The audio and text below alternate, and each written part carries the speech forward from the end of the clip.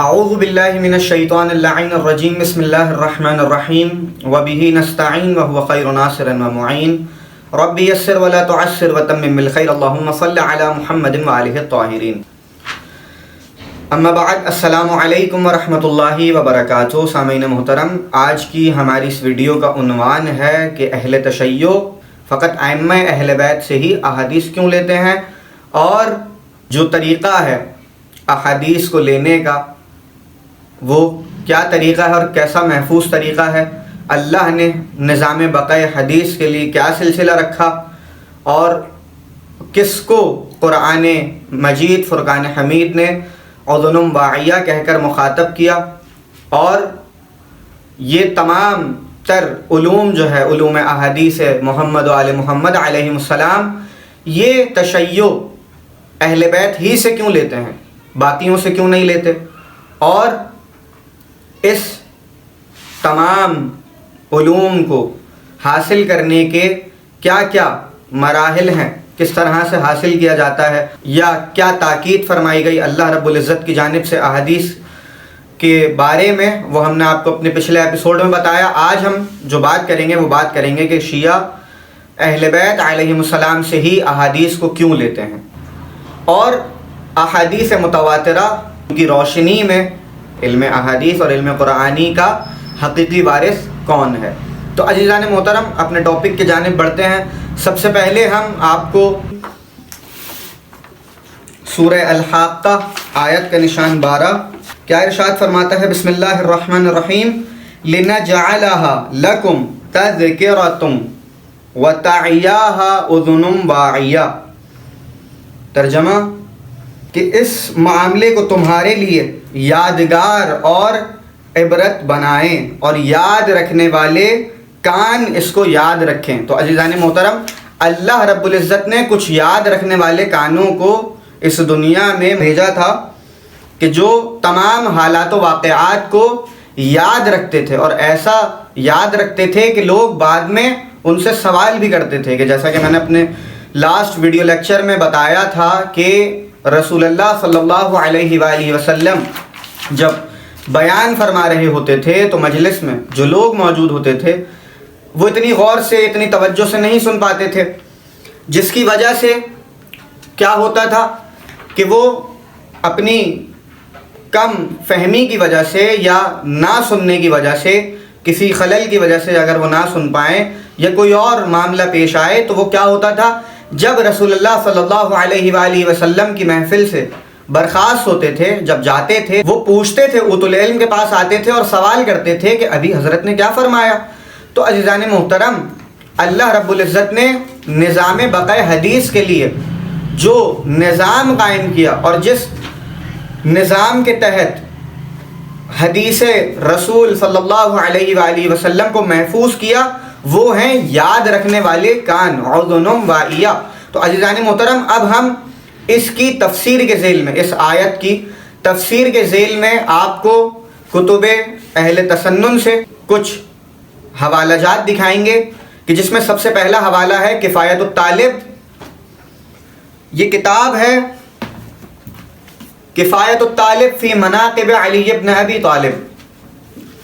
اس کو تالیف کیا ہے الحافظ محمد ابن یوسف الکنجی شافعی رحمۃ اللہ علیہ نے. تو عزیزان محترم، اس میں اس کتاب کو ترجمہ کرنے والے ہیں پروفیسر ذوالفقار علی ساقی.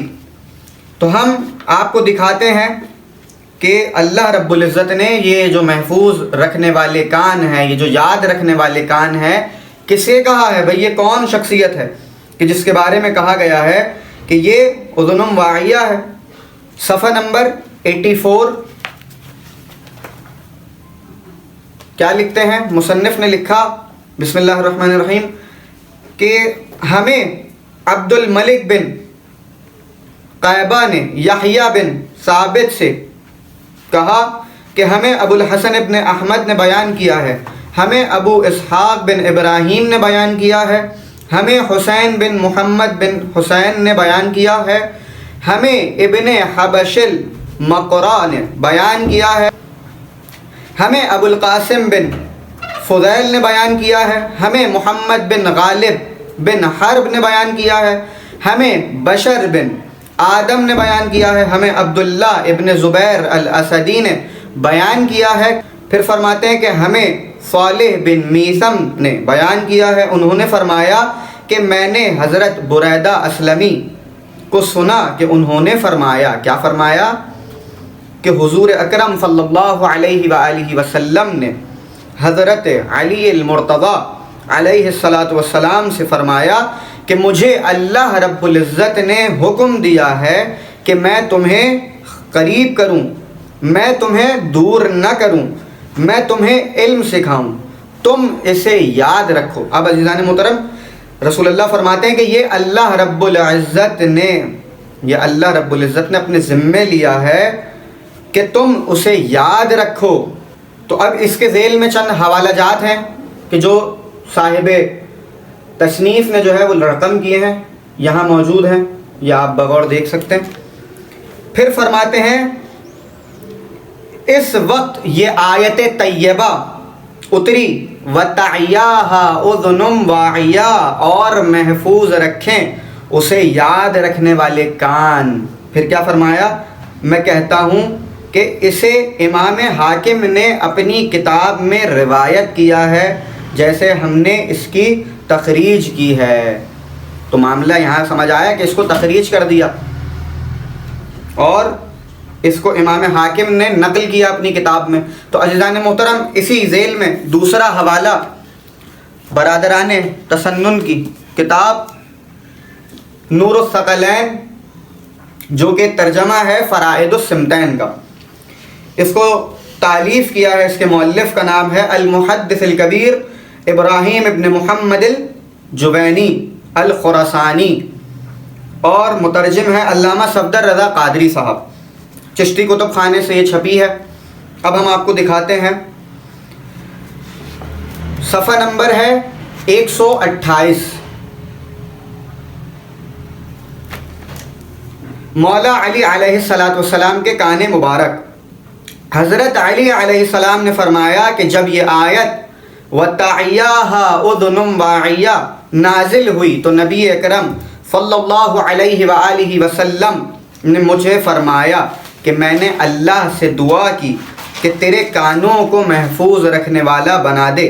تو اب حضرت علی کرم اللہ وجہ الکریم علیہ السلام سے روایت ہے کہ رسول اللہ صلی اللہ علیہ وآلہ وسلم نے فرمایا، اے علی، مجھے اللہ نے حکم دیا ہے، کیا حکم دیا ہے؟ کہ میں آپ کو اپنے قریب کر دوں اور آپ کو تعلیم دوں تاکہ آپ اسے یاد رکھیں۔ اس وقت یہ آیت نازل ہوئی، کیا؟ بسم اللہ الرحمن الرحیم وَتَعْيَاهَا أُذُنٌ وَاعِيَةٌ۔ ہواؤں میں باتیں نہیں کر رہے ہیں عزیزان محترم۔ اگر ہم سے مطالبہ کیا جائے گا تو ہم اسی آیت کی تفسیر میں، اور جتنی آیات ہم نے ابھی تک پیش کی ہیں، آپ کو کئی مصادر سے ہم انشاءاللہ ایک الگ سے ویڈیو کا سیشن رکھ کے ہم اس میں آپ کو حوالہ جات بھی دیں گے۔ ایسا نہیں ہے کہ ہم ہواؤں میں تیر چلا رہے ہیں، بات کر رہے ہیں، حوالے کے ساتھ بات کر رہے ہیں کہ کیا فرمایا وَتَعْيَاهَا أُذُنٌ وَاعِيَةٌ، کہ یاد رکھے اس کو سننے والے کان، پس تم کو میرے علم کے لیے، تم کو میرے علم کے لیے۔ اب عزیزان محترم، یہاں علم کتنی قسموں کا تھا؟ علم دو طرح کا تھا۔ ایک تھا علم تنزیلی کہ جو وحی نزولی کی صورت میں تھا، کہ جو قرآن نازل ہوا، آج قرآن کی شکل میں ہمارے پاس موجود ہے۔ یہ دوسرا علم کون سا تھا جو رسول اللہ بیان کر رہے ہیں تاکہ تم میرے علم کو محفوظ کرو؟ یہ جو منکرین حدیث کہتے ہیں کہ احادیث جو ہے ان سے ہم رجوع نہیں کریں گے، کہ رسول اللہ کے علم کی مخالفت کر رہے ہیں، وہ فقط قرآن کو لے کر رسول اللہ کی بات کو نہیں چھوڑ رہے فقط، کہ میں نے جیسا کہ آپ کو اپنے لاسٹ لیکچر میں بتایا تھا کہ احادیث محمد و آل محمد علیہ السلام علم رسول کا منبع ہیں، اور علم رسول دو قسموں پر محیط ہے۔ پہلی قسم کیا قسم ہے؟ پہلی قسم جو کہ اللہ نے قرآن کی صورت میں ہمارے پاس بھیجی، دوسرا علم رسول جو ہم تک پہنچا ہے وہ حدیث کی صورت میں پہنچا ہے۔ تو عزیزان محترم، یہ جو منکران حدیث ہیں یہ رسول اللہ کے علم کے مخالف ہیں کہ رسول اللہ فقط قرآن کے علاوہ کچھ نہیں جانتے تھے، جبکہ یہ صریحاً جھوٹ ہے رسول اللہ صلی اللہ علیہ وآلہ وسلم پر۔ اور صحیح بخاری کی ایک حدیث جو کہ امام بخاری نے نقل کی ہے صحیح بخاری میں، کہ جو مجھ پر جھوٹ باندھتا ہے وہ اپنا ٹھکانہ جہنم میں بنا لے۔ تو عزیزان محترم، اب رسول اللہ نے کیا فرمایا کہ جو اذن واعیہ اللہ نے پیدا کیا ہے اے علی وہ تم ہو، پس تم کو میرے علم کے لیے محفوظ رکھنے والے کان بنایا ہے۔ تو عزیزان محترم، یہ کان کون ہے؟ اذن واعیہ کون ہے؟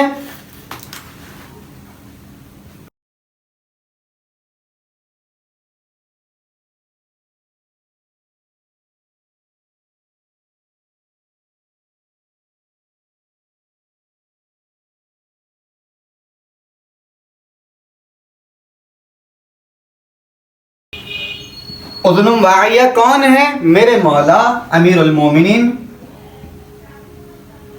علی ابن ابی طالب علیہ السلام۔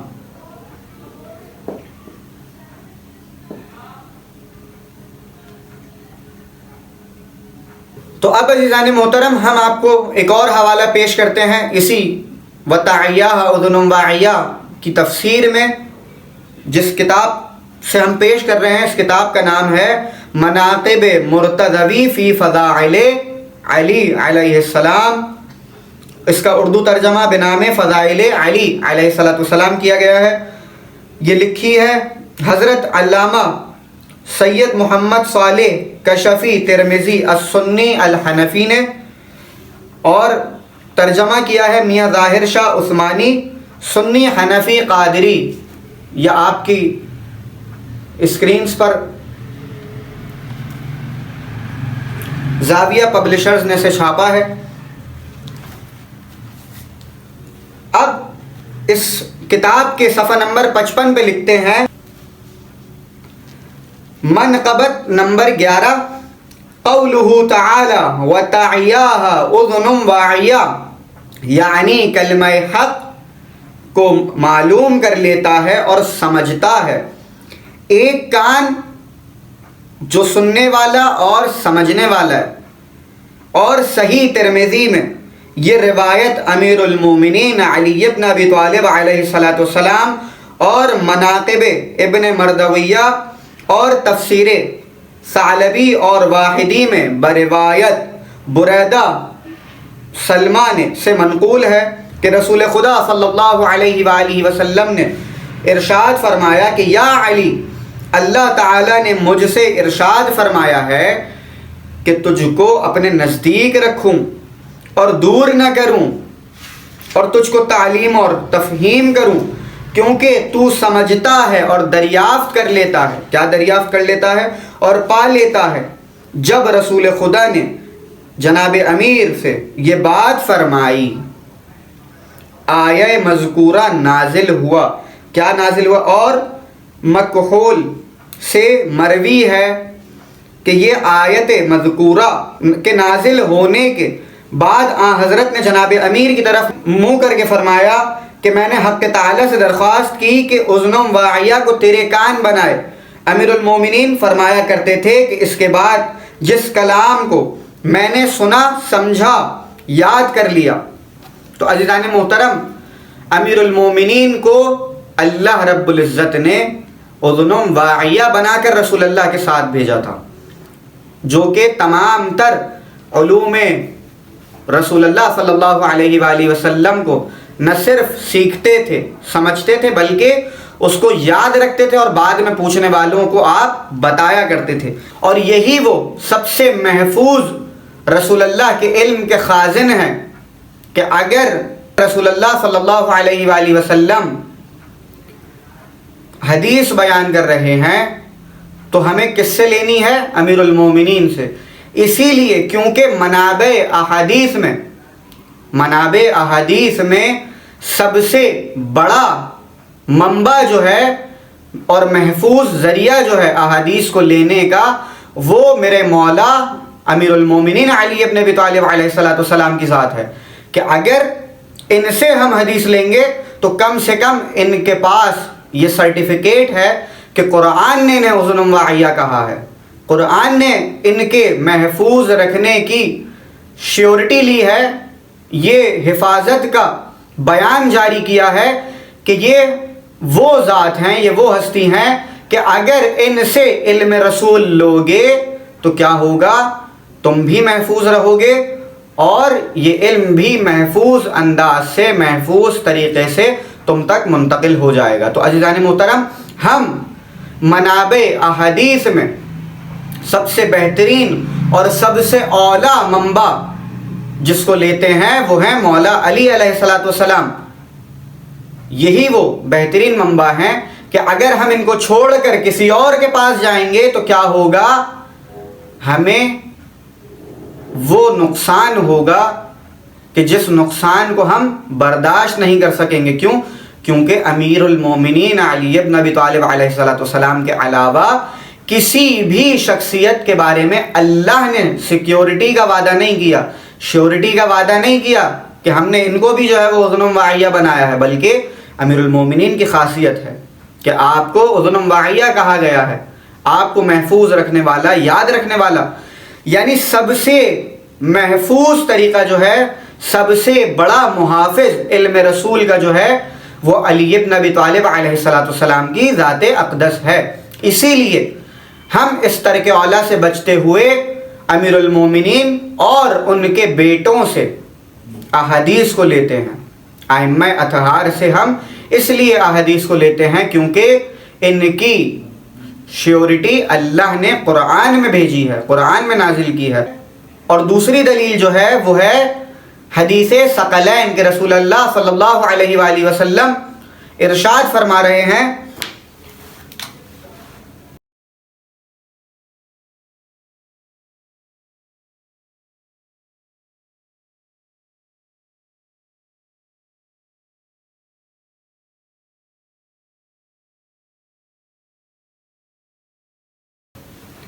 کیا ارشاد فرما رہے ہیں؟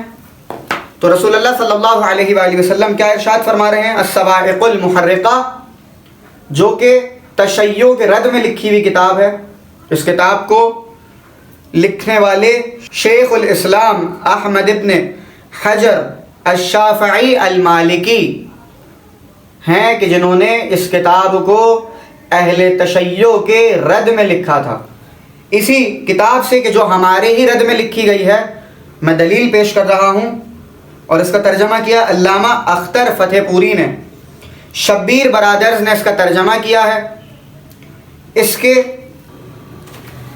صفحہ نمبر 324 میں یہ لکھا ہے کہ ایک صحیح روایت میں ہے کہ میں تم میں دو باتیں چھوڑے جا رہا ہوں، اگر تم ان کی پیروی کرتے رہو گے تو کبھی گمراہ نہ ہوگے، اور وہ کتاب اللہ اور میرے اہل بیت ہیں۔ اور طبرانی نے یہ بات زائد بیان کی ہے کہ میں نے آپ سے ان دونوں باتوں کے متعلق دریافت کیا، پس ان دونوں سے آگے نہ بڑھنا اور نہ ان کے بارے میں کوتاہی کرنا، ورنہ ہلاک ہو جاؤ گے۔ اگر قرآن کو چھوڑ دو گے یا اہل بیت کو چھوڑ دو گے، جن بھی دونوں چیزوں میں سے کسی ایک چیز کو اگر تم نے چھوڑ دیا تو تم گمراہ ہو جاؤ گے، اور تم انہیں سکھانے کی کوشش نہ کرنا، وہ تم سے زیادہ جاننے والے ہیں۔ کیوں زیادہ جاننے والے ہیں؟ کیونکہ اذن واعیہ ہیں، یاد رکھنے والے کان ہیں۔ تو عزیزان محترم، اب اسی کتاب الصواعق المحرقہ کے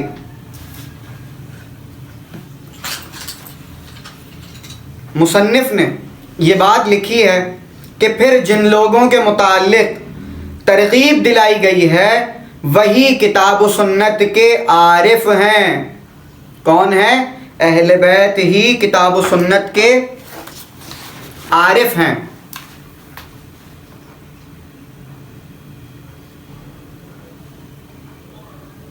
تو اب عزیزان محترم، اہل بیت علیہم السلام ہی قرآن و سنت کے عارف ہیں۔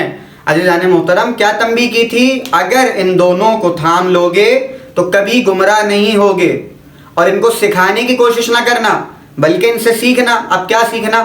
ان سے میتھ سیکھنا، فزکس سیکھنا، کیمسٹری سیکھنا یا علم نجوم سیکھنا نہیں عزیزان محترم۔ تو اب ان سے کیا سیکھنا؟ ان سے سیکھنا ہے قرآن سیکھنا ہے، ان سے سیکھنا ہے تو حدیث سیکھنی ہے۔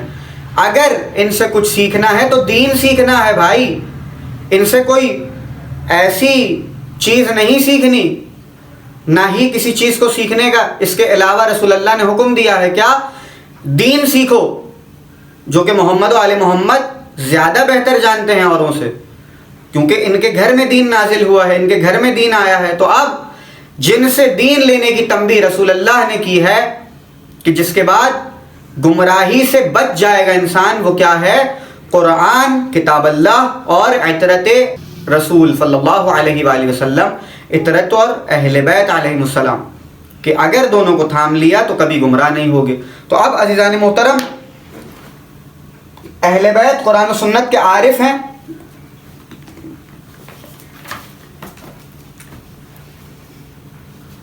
کیونکہ وہ حوض کوثر تک کتاب کو نہ چھوڑیں گے،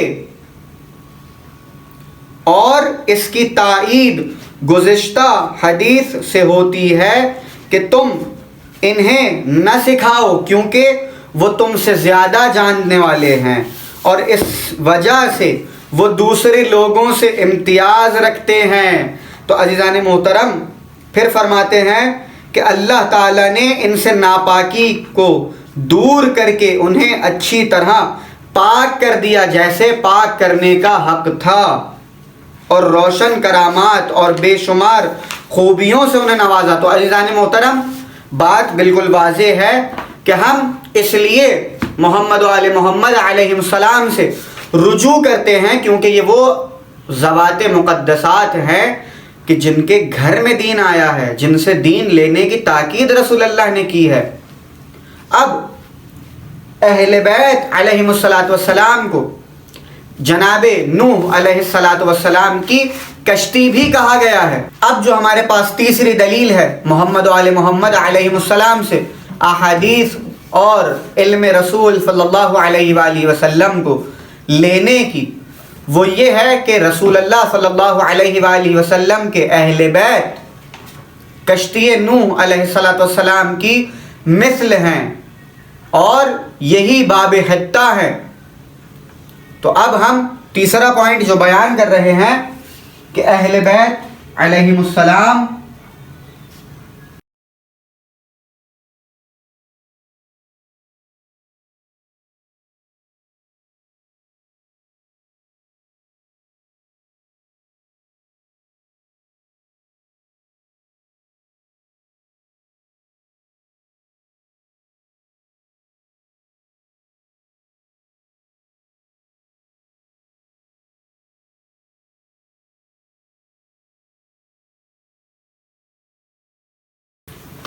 کشتی نوح اور باب حتہ اہل بیت علیہم السلام ہیں۔ عزیزان محترم یہ ہے ہماری تیسری دلیل کا حوالہ کہ جس کو تفسیر عزیزی کے نام سے ترجمہ کیا گیا، اور اس کتاب کا نام ہے جواہر عزیزی۔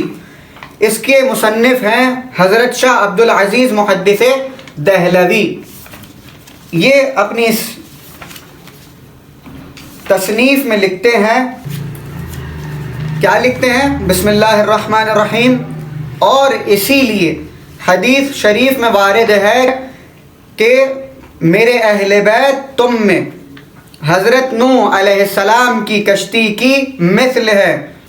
مثل اہل بیتی فیکم کمثل سفینۃ نوح من رکبها نجا ومن تخلف عنها غرقا۔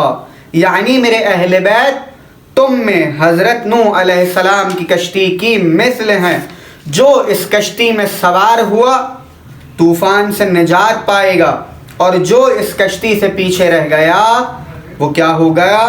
وہ طوفان میں غرق ہو گیا۔ تو عزیزان محترم اہل بیت علیہم السلام سے اگر روگردانی کریں گے تو کیا ہوگا؟ طوفان میں غرق ہو جائیں گے۔ اب اسی ذیل میں باب حطہ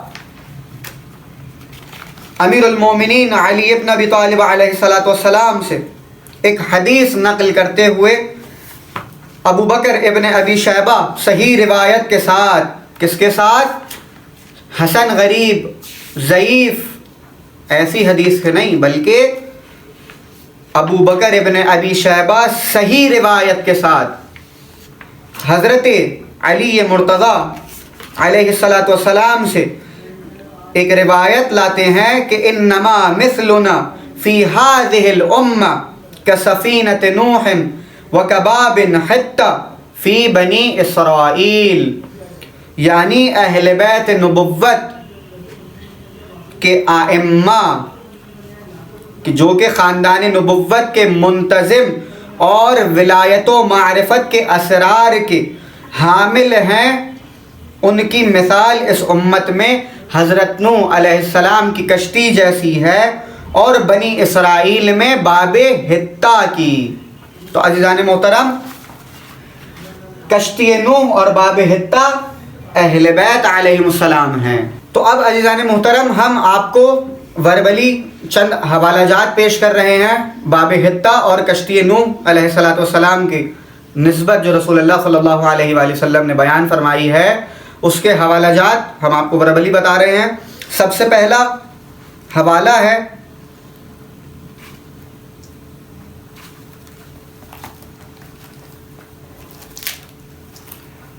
اس میں سب سے پہلا حوالہ ہے تاریخ یعقوبی کا، جلد نمبر 2 صفحہ نمبر 212۔ اس کے بعد الکامل ابن عدی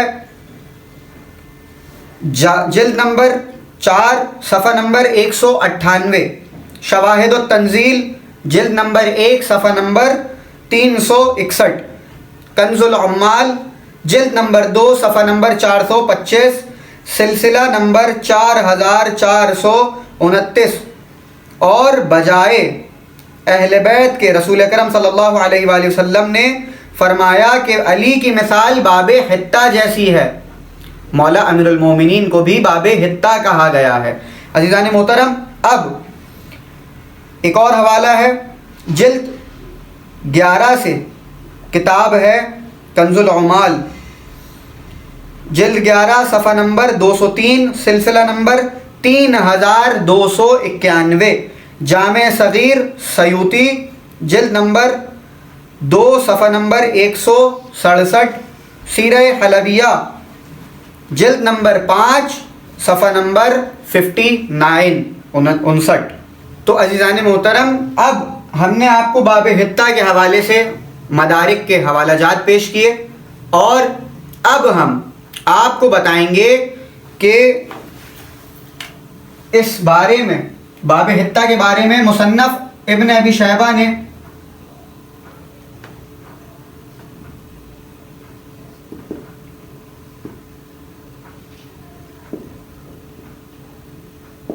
اس کو صحیح کہا ہے۔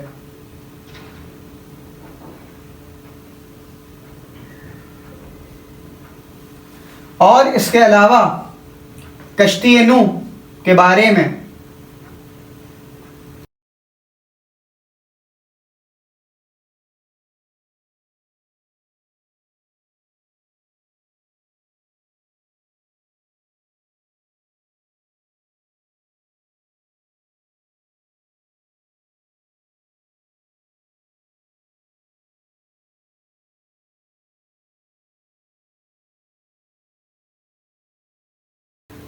عزیزان محترم، اور یہ بات یاد رہے کہ مصنف ابن ابی شیبہ نے اس حدیث کو صحیح کہا ہے۔ کون سی حدیث کو؟ باب حطہ والی حدیث کو۔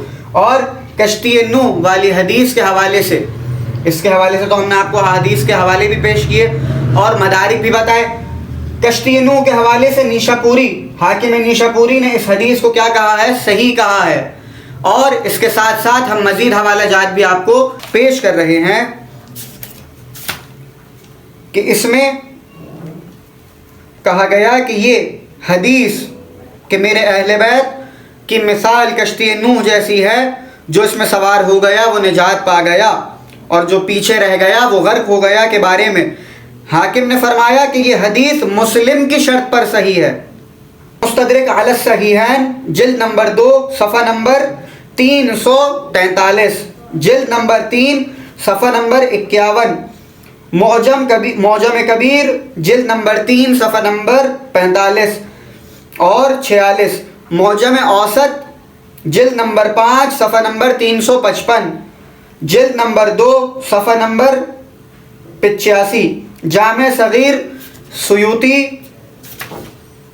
جلد نمبر 1 صفحہ نمبر 373، تفسیر در منصور جلد نمبر 3 صفحہ نمبر 337، کنز العمال جلد نمبر 12 صفحہ نمبر 94، سلسلہ 34144 صفحہ نمبر 95 اور سلسلہ 34151 پر یہ جو 2 حدیثیں میں نے بیان کی کشتی نوح اور باب حتہ والی، یہ احادیث وہاں موجود ہیں۔ تو اب ہم اہل بیت علیہ السلام سے کیوں لیتے تھے؟ تاکہ ہم نہ صرف اہل بیت کو چھوڑنے کا یہ جو ترک اولا ہے کہ اہل بیت کو چھوڑ کر کسی اور سے رجوع کیا جائے، یہ ترک اولا تھا، تو ہم اس ترک اولا سے بچنے کے لیے اور ہلاکت سے بچنے کے لیے تاکہ ہم ہلاک نہ ہو جائیں، ہم در محمد و آل محمد پر آئے اور ہم نے علم رسول صلی اللہ علیہ وآلہ وسلم کو اہل بیت اطہار علیہ السلام سے اخذ کیا، کیونکہ یہی رسول اللہ صلی اللہ علیہ وآلہ وسلم کی تاکید اور وصیت تھی کہ میرے بعد اہل بیت اور قرآن کو تھام لینا تاکہ گمراہی سے بچ سکو۔ ابو حنیفہ رحمۃ اللہ علیہ کہ جو امام اعظم ہیں فقہ حنفیہ کے، انہوں نے محمد و آل محمد علیہ السلام کی شان میں جو اپنی رائے پیش کی کہ ایک قول بہت مشہور قول ہے کہ کیا لولا سنتان لہلک نعمان، کہ اگر میں 2 سال امام جعفر صادق علیہ السلام کی شاگردی اختیار نہ کرتا تو کیا ہوتا؟ میں ہلاک ہو جاتا۔ تو عزیزان محترم، ہلاکت سے بچنے کا معیار رسول اللہ نے طے کیا ہے قرآن اور اہل بیت اطہار، کہ اگر ابو حنیفہ رحمۃ اللہ علیہ یہ کہہ رہے ہیں کہ اگر میں 2 سال شاگردی نہ کرتا تو میں ہلاک ہو جاتا، اور بے شک رسول اللہ کی عین وصیت تو یہی تھی کہ ان دونوں کو تھام لینا۔ تو عزیزان محترم، اسی طرح سے حضرت عمر رضی اللہ تعالیٰ عنہ فرماتے ہیں کہ اگر علی نہ ہوتے تو عمر ہلاک ہو جاتا، لولا علی لہلک عمر، کہ اگر علی نہ ہوتے، جناب امیر کی ذات نہ ہوتی تو عمر ہلاک ہو جاتا۔ اور فقط ایک مقام پہ نہیں کہا بلکہ ہر مقام پر جب بھی مصیبت میں پھنسے، جب بھی کسی مشکل پریشانی کا شکار ہوئے تو درے علی ابن ابی طالب علیہ السلام پر آئے، اور وہاں آ کر جب امیر المومنین علی ابن ابی طالب علیہ السلام نے آپ کی حاجت روائی کی، بھائی علی تو حاجت روا ہیں، صحابہ جب بھی پریشانی میں ہوتے تھے تو علی ابن ابی طالب علیہ السلام آپ کی مشکل کشائی کرتے تھے۔ تو اب جناب عمر مشکل کشائی کرنے کے بعد امیر المومنین کے یہ کہتے تھے کہ لولا علی لہلک عمر، کہ اگر علی نہ ہوتے تو عمر ہلاک ہو جاتا۔ عزیزان محترم، فقط یہ 2 اشخاص نہیں ہیں تاریخ میں، بلکہ کئی شخصیتیں آپ کو ایسی ملیں گی کہ جنہوں نے اپنی زبان سے یہ کلمہ جاری کیا ہے کہ اگر اہل بیت نہ ہوتے تو ہم ہلاک ہو جاتے، اور اسی لیے تو رسول اللہ نے کہا تھا کہ اگر ان دونوں کو تھام لوگے، قرآن اور اہل بیت کو، تو تم گمراہی سے بچ جاؤ گے، لن تضلوا بعدی ابدا۔ اور یہ بھی کہا تھا کہ میرے اہل بیت کی مثال کشتی نوح جیسی ہے، کشتی نوح کی ہے، اگر اس میں سوار ہو گئے تو تم کبھی ان طوفانوں میں، ان مصیبتوں میں، ان پریشانیوں میں غرق نہیں ہوگے۔ اور اسی طرح رسول اللہ صلی اللہ علیہ وآلہ وسلم نے ارشاد فرمایا کہ میرے اہل بیت کی مثل جو ہے وہ کشتی نوح کی مثل ہے، کہ جو اس میں سوار ہو گیا وہ نجات پا گیا، اور جو اس سے روگردانی کر گیا، جس نے انہیں چھوڑ دیا وہ ہلاک ہو گیا۔ تو اسی لیے ہلاکت سے بچنے کے لیے جب بھی کسی کو ضرورت پڑی کہ وہ ہلاکت سے بچے، اس نے در محمد و آل محمد کو اختیار کیا، اور یہاں اس در کی غلامی کو اپنے مقدر میں لکھ لیا، اور سالوں سال تا حیات جتنے بھی زندگی کے دن اس نے گزارے غلامی محمد و آل محمد میں گزارے اور نجات پا گیا۔ تو عزیزان محترم، ہم اہل تشیع، احادیث اور علم رسول صلی اللہ علیہ وآلہ وسلم، چاہے وہ تنزیلی ہو، چاہے وہ وحی غیر مطلوع کی صورت میں ہو، ہم اس علم کو اولاد رسول صلی اللہ علیہ وآلہ وسلم سے لیتے ہیں۔ تو اب عزیزان محترم، جب بات جناب ابو حنیفہ رحمۃ اللہ علیہ کی آ گئی ہے، تو ہم یہاں اب اسی ذیل میں یہ کتاب سیرت نعمان لکھی ہے شمس العلماء مولانا شبلی نعمانی رحمۃ اللہ علیہ نے۔ اور سیرت نعمان، اب اکثر لوگوں کو ابو حنیفہ رحمۃ اللہ علیہ کا صحیح نام ہی نہیں معلوم، کہ ان کا نام جو ہے وہ نعمان بن ثابت تھا۔ اکثر افراد جو ہے وہ ایسے ملتے ہیں کہ جنہیں ابو حنیفہ رحمۃ اللہ علیہ کا نام نہیں معلوم، تو ان کا نام تھا نعمان بن ثابت، اور ان کی سیرت پر سیرت نعمان شمس العلماء مولانا شبلی نعمانی نے لکھی، اور اس میں ابن تیمیہ کا ایک قول نقل کیا ہے کہ امام جعفر صادق علیہ السلام کی شاگردی کا شرف ابو حنیفہ نے حاصل نہیں کیا، یہ کہتے ہوئے کہ ابن تیمیہ نے اس سے انکار کیا ہے۔ کس سے انکار کیا ہے؟ کہ ابو حنیفہ رحمۃ اللہ علیہ امام جعفر صادق علیہ السلام کے شاگرد تھے۔ لکھتے ہیں کہ اور اس کی وجہ یہ خیال کی ہے، کیا خیال کی ہے؟ کہ امام ابو حنیفہ حضرت جعفر صادق علیہ السلام کے معاصر اور ہم اثر تھے، اس لیے ان کی شاگردی کیوں کر اختیار کرتے۔ لیکن یہ ابن تیمیہ، اب مولانا شمس العلماء مولانا شبلی نعمانی یہ لکھ رہے ہیں، لیکن یہ ابن تیمیہ کی گستاخی اور خیرہ چشمی ہے۔ امام ابو حنیفہ لاکھ مجتہد، لاکھ فقیہ ہوں، لیکن فضل و کمال میں ان کو حضرت جعفر صادق علیہ السلام سے کیا نسبت، کیسی نسبت؟ حدیث و فقہ بلکہ تمام مذہبی علوم، فقط ایک علم نہیں، مولانا شبلی نعمانی لکھ رہے ہیں تمام مذہبی علوم اہل بیت علیہم السلام کے گھر سے نکلے ہیں۔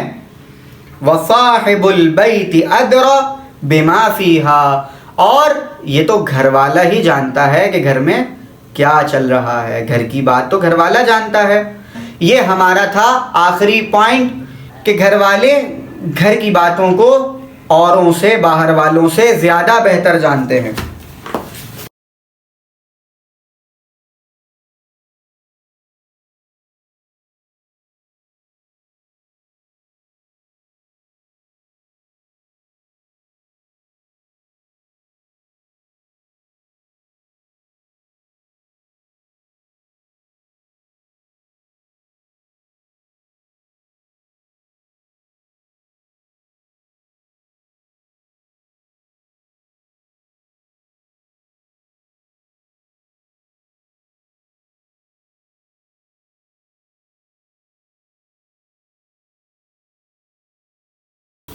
تو عزیزان محترم، صاحب البیت ادری بما فیہا، کہ گھر والا گھر کی باتوں کو اوروں سے زیادہ اچھے انداز سے جانتا ہے۔ اور یہی ہماری چوتھی دلیل ہے کہ ہم احادیث محمد و آل محمد علیہ السلام رسول اللہ کے علوم کو اخذ کرتے ہیں اہل بیت اطہار سے۔ کیوں؟ کیونکہ گھر والے گھر کی باتوں کو اوروں سے زیادہ اچھے انداز سے جانتے ہیں۔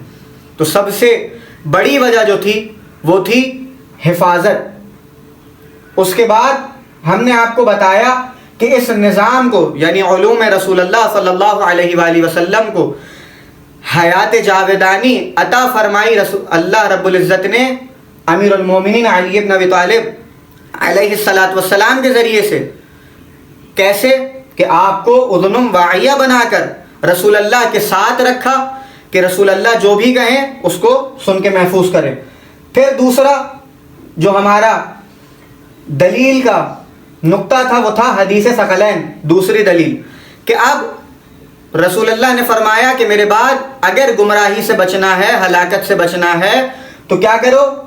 قرآن جو کہ کتاب اللہ ہے اور اہل بیت اور میری اطاعت کو تھام لو، یہ ہلاکت سے بچنے کا بہترین ذریعہ ہے. تو اب حدیث ثقلین کے ذیل میں ہم نے آپ کو بتایا کہ حدیث ثقلین الصواعق المحرقہ میں کس طرح سے بیان کی گئی ہے، اس کے کیا کیا مدارک ہیں، کن کن مدارک میں اس حدیث کو نقل کیا گیا ہے. اب اہل بیت قرآن و سنت کے عارف ہیں، یعنی محمد و آل محمد سے زیادہ بہتر انداز سے نہ ہی کوئی علوم قرآن جانتا ہے، نہ ہی کوئی علوم حدیث جانتا ہے. تیسری دلیل کشتی نوح اور باب حتہ اہل بیت علیہم السلام ہے. اور اس حدیث کے بارے میں باب حتہ میں ہم نے آپ کو بتایا کہ ابن ابی شیبہ نے صحیح کہا ہے اس حدیث کو، اور حاکم نیشاپوری نے اس حدیث کو صحیح کہا ہے کہ جو کشتی نوح علیہ السلام کے بارے میں ہے. پھر چوتھا پوائنٹ صاحب البیت ادرا بما فیہا. چوتھی دلیل ہم نے بیان کی کہ جو گھر والے ہیں وہ گھر میں رہنے والے اور گھر کی تمام باتوں کو سب سے زیادہ جاننے والے اور سمجھنے والے ہیں. تو کوئی آ کے یہ دعویٰ نہ کرے کہ ہم اس کو زیادہ بہتر انداز سے جاننے والے ہیں. تو عزیزان محترم، اگر آپ کو ہمارا یہ لیکچر پسند آیا ہو اور سمجھ آیا ہو تو ہمیں اپنے کامنٹس میں ضرور بتائیے گا اور ہمیں اپنی قیمتی آراء سے آگاہ کیجیے گا کہ آپ کو ہمارا آج کا لیکچر، یہ 5واں لیکچر کیسا لگا. اور میرے چینل احادیث اہل بیت علیہم السلام کو سبسکرائب کریں، بیل کے آئیکن کو پریس کریں، اور تاکہ تمام تر آنے والے جو کہ مستقبل قریب اور مستقبل بعید میں آنے والے لیکچرز ہیں آپ تک پہنچ سکیں. والسلام علیکم ورحمۃ اللہ وبرکاتہ. وما علینا الا البلاغ.